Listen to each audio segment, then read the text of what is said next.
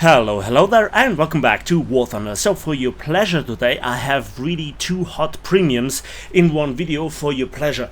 They might be low tier, but they're really hot candidates, quite literally. So the first plane in question is the Spitfire Mark IIa Venture 1, and the second one that you currently see is the Italian Re 2100 Gruppo 22.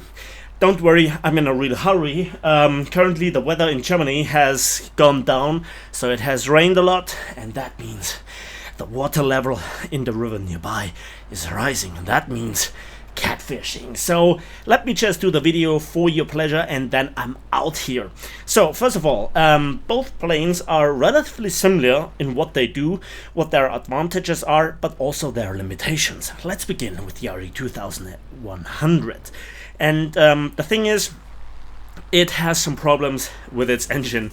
It was kind of very nicely displayed at the very start of the video. You might want to go back and watch in the top left corner the engine temperature, how it went literally through the roof, quite from the get-go. Right from the runway onwards, it overheated. So that means the WEP is not really usable, which is a shame, because with it the plane would climb incredibly well for battle rating 2.3 fighter.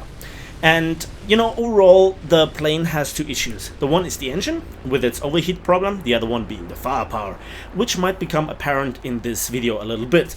We have two 7.7mm Breda Safed machine guns with 1200 rounds between the two of them. They are wing mounted, and then 12.7mm heavy machine gun Breda Safed in the over the engine with 700 rounds between them.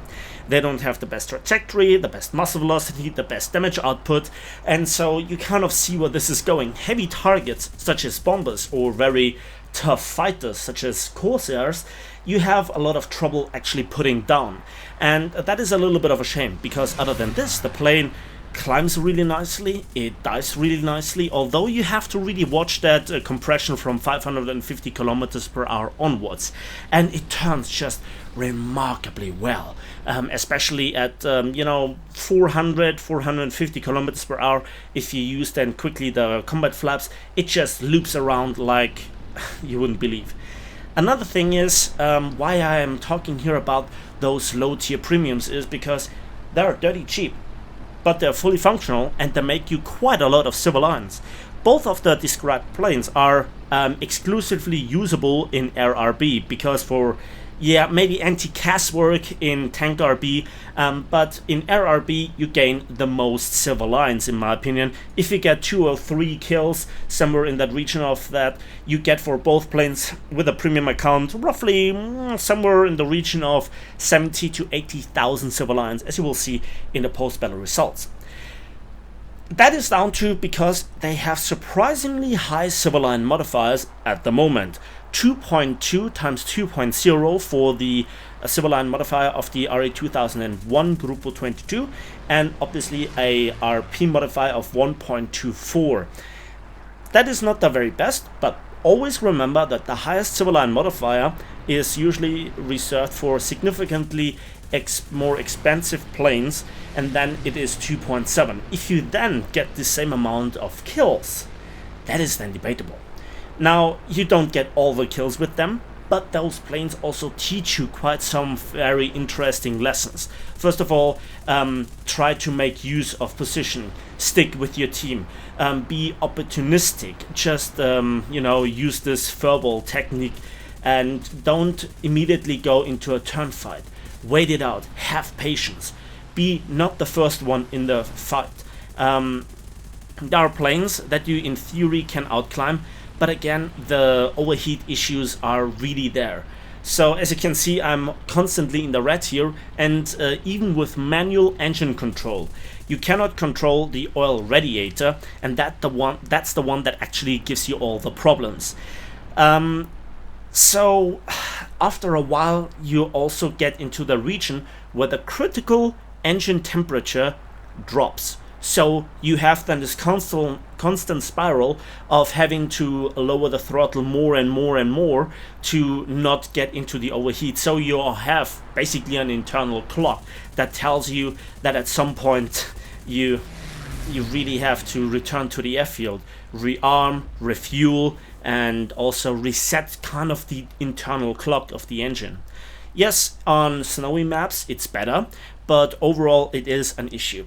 Now let's have enough of this plane and let's just have look at the post-battle results. So for 3 kills, that is not an outstanding result. It's kind of an okayish result.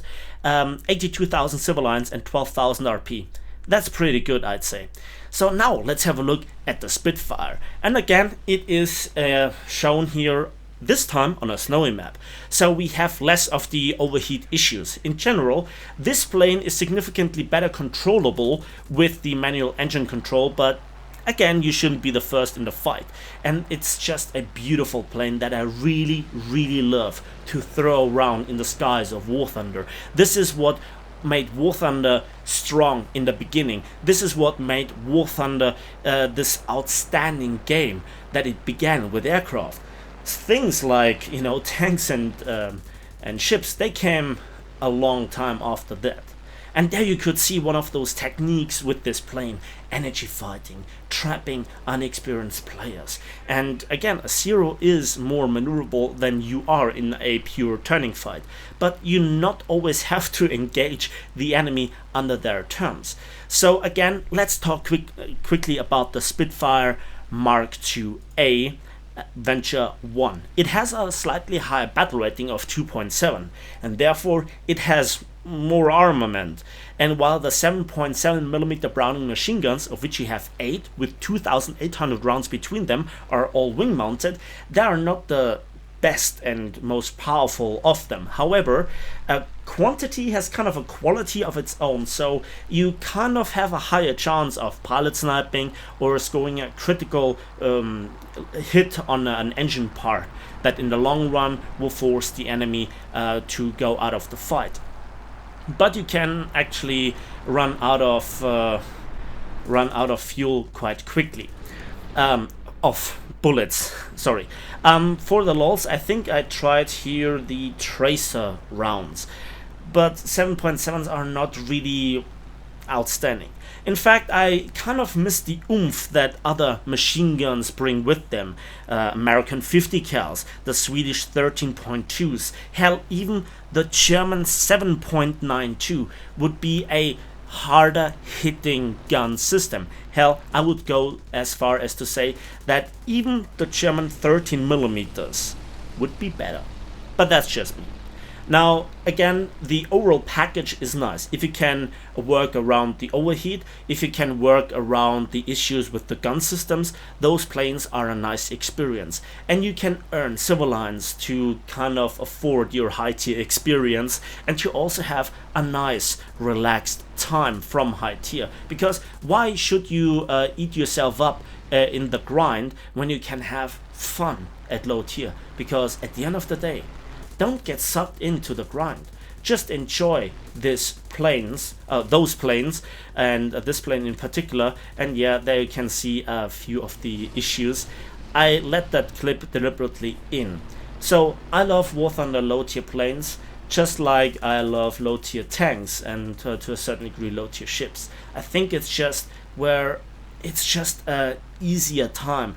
I have more fun and I have just more time to plan my attacks, approaches, etc. So, you know, that's just my opinion.